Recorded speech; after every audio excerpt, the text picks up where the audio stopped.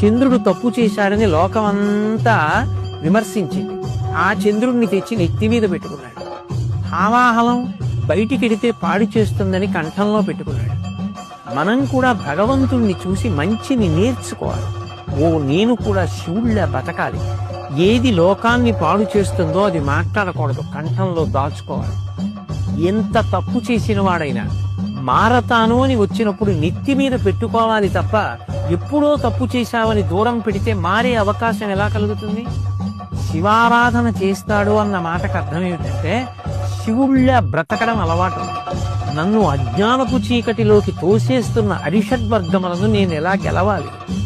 బాగా భగవంతుని యందు మనసు పెట్టాడు, ధ్యానం చేశాడు, మంచి గ్రంథపఠనం చేశాడు, శివారాధన చేశాడు, అర్ధరాత్రి కూడా అభిషేకం చేశాడు, పెద్దల మాటలు విన్నాడు, కీర్తనలు విన్నాడు, ఆలోచించాడు, పూజ చేశాడు.